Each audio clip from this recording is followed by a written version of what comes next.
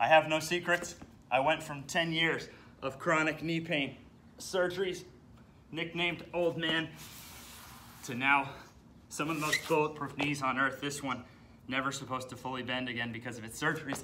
This one, diagnosed tears I didn't operate on, and it was only from the ATG system, not from foam rolling. I don't do any treatments or take any supplements of any kind, but I do add in the following 7 mobility standards to fill in the gaps. For each movement, we're gonna look at the lowest entrance point, the standard that I believe any elite athlete can safely get to, as well as the highest I've seen it done and for whom that might be, with the form coaching notes along the way and which colleagues and or mentors helped me to formulate each standard. The lowest entrance point is 2 feet, and the key form is actually actively flexing your tibialis. So here's where I would stop, boom. I'm flexing the tibialis at the bottom of each rep. The other key part is not bending the knees, and the third key part is finding somewhere like a wall that you can only use knuckles or palm, but that you can't actually put your hand on top. People cheat that all the time. Now, I'm gonna make your life real easy. 25% of your body weight, 15 reps. Those are the highest I allow on all 7 of these. So in this case, let's look at this. I pick a leg. Now I'm gonna make sure I can only balance here real strictly. You see that? Now I'm gonna keep that leg locked. This leg can be behind, it can be in front, whatever's comfortable. I'm gonna go down, I'm gonna flex that tibialis at the bottom of each rep, flex all the way to the top. Doing that 15 times would be the standard. Now, in terms of guys I've coached, 2 guys come to mind. They both jump even higher than I do. They both do closer to 50% on this. Like, they have to literally put a wrist, you know, the wrist straps you use on deadlifts, because their calves are so strong. Not every jumper in their range did I see needing to use that much weight, but they could, and they jump higher than me. So I promise you, I can safely build up on this as well. So this is one of the ones I do think is more safe to go over 25%, but trust me, 25% with active tibialis flex at the bottom of each rep and no cheating is much tougher than it sounds. Those 2 jumpers, if you want to check them out, 2 great guys, Connor Barth and Xavier Pope.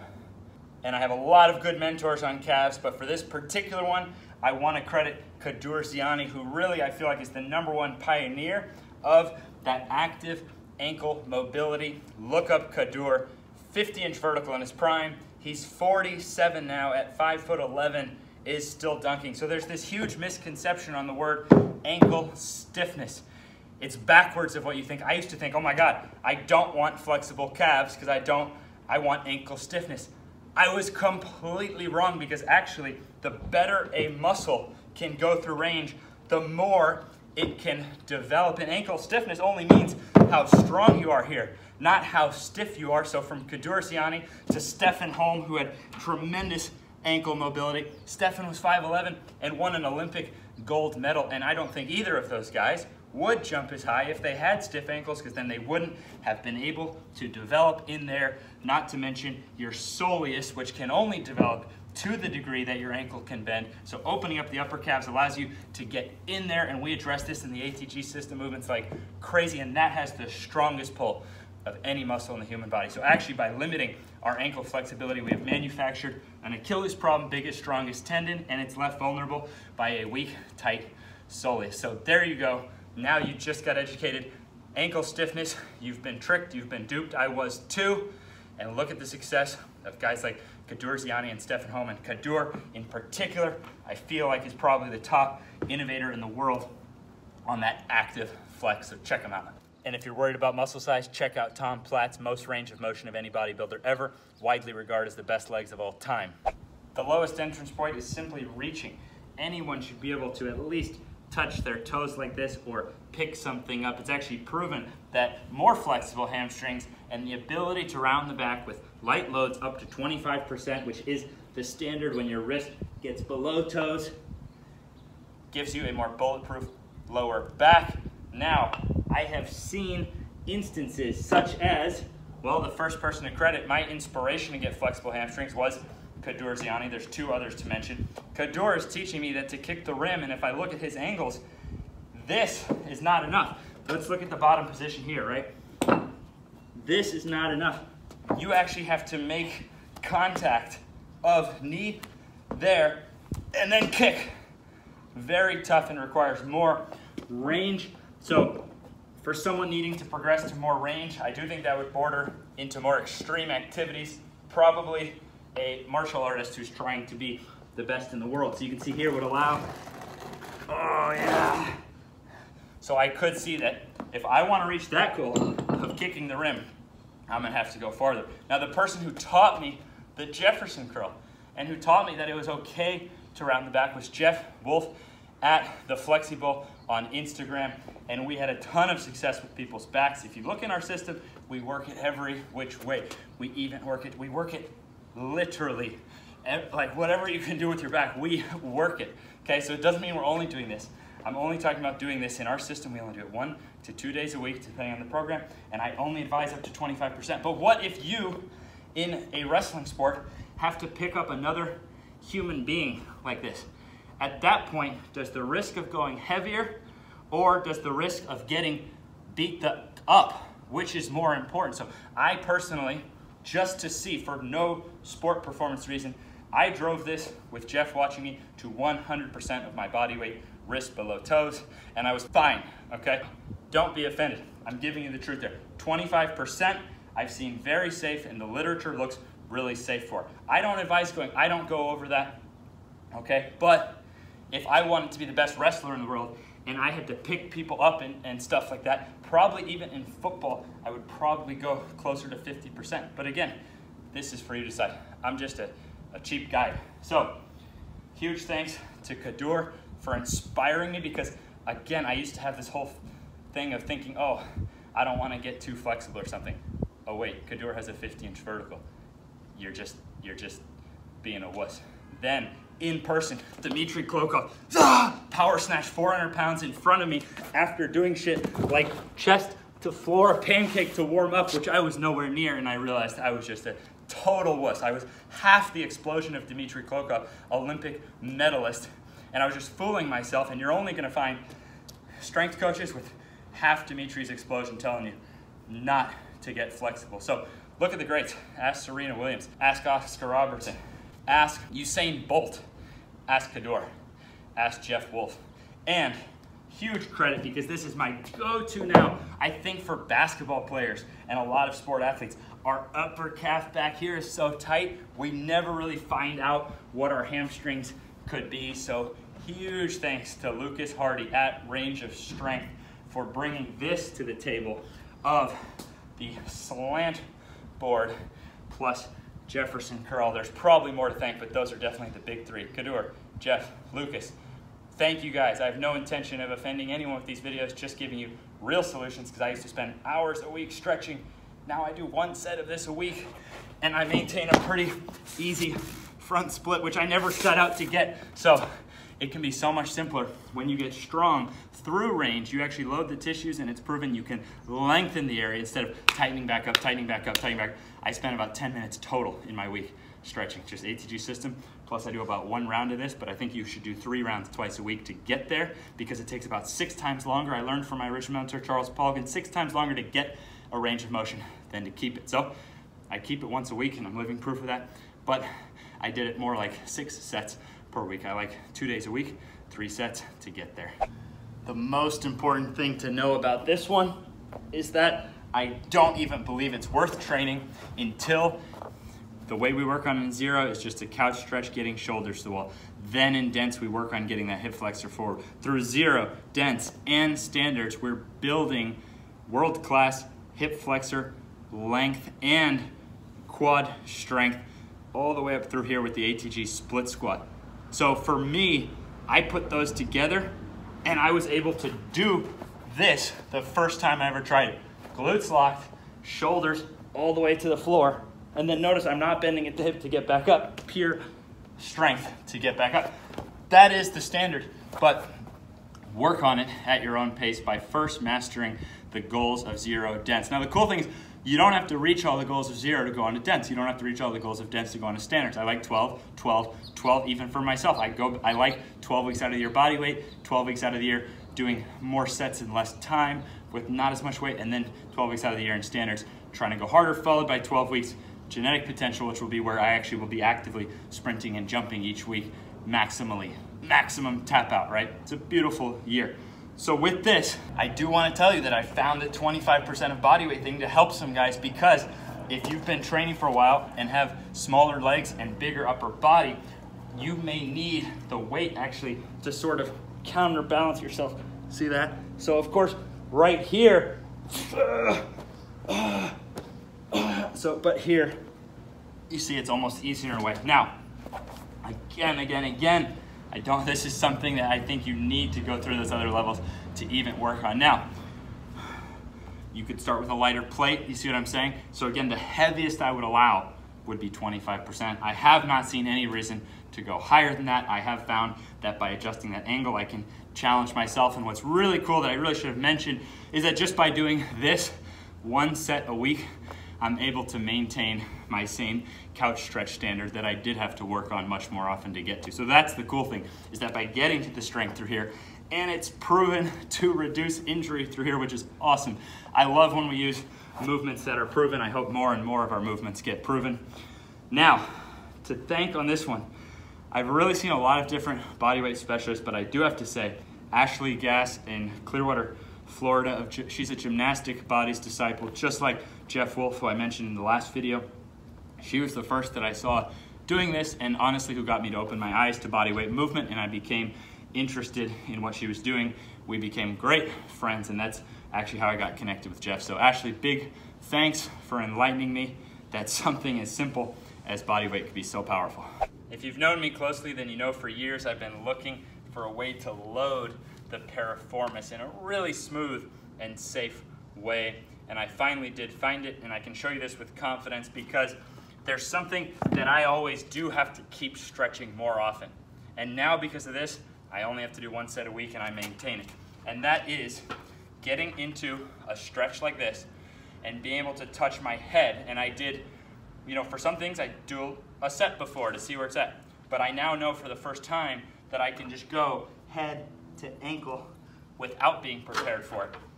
And that's because of this. And it's really simple, and it's just a piriformis good morning.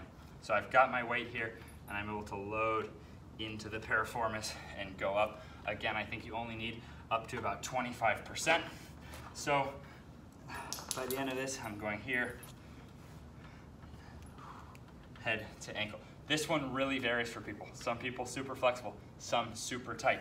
You can totally start exactly what I'm showing with you can start it assisted, right? And just get moving on it, and then just get where you're handling some more of your weight, right? Handling more, and then you could start holding a light load and getting down. And that's the standard we want to maintain. And for this one, for a lot of them, I have a really specific idea of where to go farther. The person I've seen, not to sound like a broken record, but the person I've seen go farther than this is Quadratus Lumborum. He has the most flexible piriformis I've ever seen, and again, 50-inch vertical in his prime, 47 years old, 5'11", still dunking. I would look into his stuff because I actually don't know for sure, because of me being a guy who I used to have, it doesn't happen anymore, but if you've had it, it's one of the worst things. It's called Tibiofibular Dislocation. Your knee pops out, and doctors tell you, yeah, we don't really know what happened. We think it's your meniscus. People around the world, you can look at a discussion board, I'll put it in the description of this video. Thousands of people have had surgeries completely mistakenly, thinking they had a torn meniscus, but it was actually this lower area, tibiofibular dislocation. I find that the flossing is particularly helpful, and this is the key stretch for that. So I grew up so scared of that happening to me because it's happened to me over 100 times, and it's really frightening, and sometimes you can't get it to pop back in, and you literally can't walk until it pops back in. Super traumatic stuff if you've been there. Even more traumatic when you think you're the only person on earth who has it, because no doctors that you're going to know what it is and constantly misdiagnose you, and even some people end up with full-on surgeries completely mistakenly. Anyways, I was scared even looking at what Quadratus was doing. So if you want to see how to take that further, this is probably the one out of all these that I cannot yet be of assistance on how to go further. This has done it for me, and is what I've been looking for years, and it's given me a simple standard, 25% body weight, head to ankle, but check out Quadratus for more. Super duper important. In dense, we look at 3 different ways of even getting into that stretch. So if you're having any difficulty with this or any other stretch, it's not like our normal exercises where you have to send in your last set, blah, blah, blah, blah, blah. But with this or any stretch, definitely write in if you're having any difficulty, if it doesn't feel right or doesn't feel good or you can't find the right setup, because we often have other ways of doing it in case you missed out, and didn't, let's say, watch the whole video on the previous program or something like that. This is one myself and many others with that tight piriformis thought we would never get to. Then full credit to Jeff Wolf for teaching me how to load this. I'm actually actively thinking to pull with my piriformis and get my thigh all the way down. So this is something I didn't think would ever be possible for my body. Now, this is only 25% total. You don't have to go that heavy, and for most people, you'll want to start here and just let gravity do the work. You see this? So this is just letting gravity do the work, so that would be less weight. This would be a great starting point. So this is a pretty simple one. Yes, the standard is thighs down, but right here, you can let gravity do the work. Yes, this is a static stretch, but stretch, if you keep those quads engaged, you're strengthening, you're under load. So I think this is one of the simpler ones, and that's what I know about, is that if that piriformis is tight itself, you may never get all the way down, and then the loading becomes really a game changer, and it allows you to directly get in there, a very tricky area to strengthen through range. You can do isometrics and stuff, but I found that this is the king, along with the ATG split squat, for protecting that groin because of how the groin tweaks in sports when it's under load through range.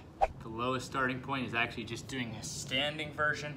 You lower down, get as deep as you can, come back up, because if you're too tight, you just won't have enough gravity to even get load forward.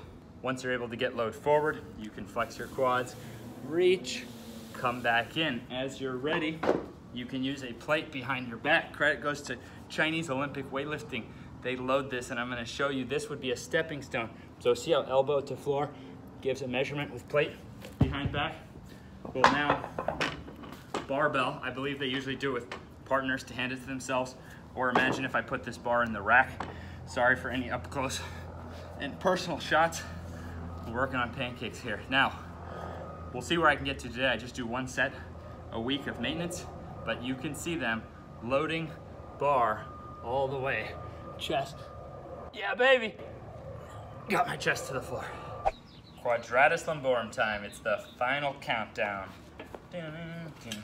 This leg you want in front, because if you set up this way, you can cheat with your back and you won't tip over. But if you set up this way and you try to cheat with your back, you're gonna tip over. So this keeps you straight. This keeps you on a plane this way. So if you send in your form on this, we've coached this so many times, you can send it here.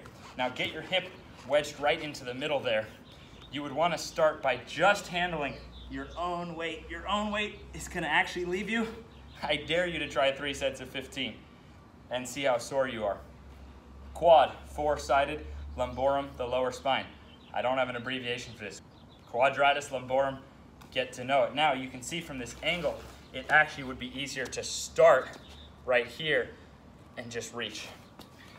You could even use a lightweight. You could use lightweight and dig in there.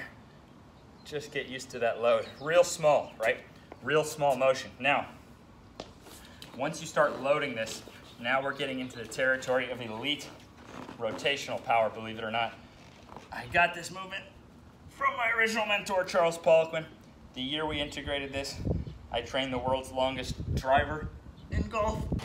A perfect set. All 6 balls in play. He likes this one, 402. Oh, he likes this one. He's making some noise. And all our baseball players started throwing harder, hitting harder. Don't be surprised to have extreme imbalances between sides, and it might be backwards of what you think, because, for example, in basketball, right, I measured myself. Little did I know, prior to the Quadratus Lumborum, I could reach higher with my right arm than I could with my left. Now it's evened out because of the Quadratus Lumborum, but you see, that would actually have to go this way. So you would think this would be my strong side because it's the right, but actually this was my weak side.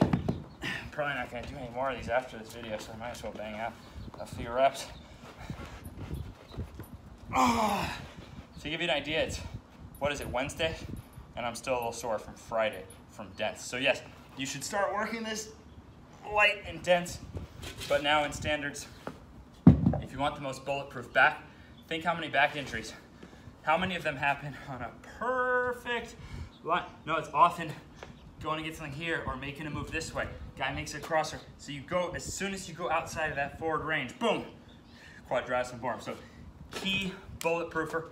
You can start it just real light. You can start it with body weight, just getting in there, but you are gonna need one of these. The cool thing is, like, this is one of the cheapest pieces of gym equipment. So huge thanks to Charles Poliquin.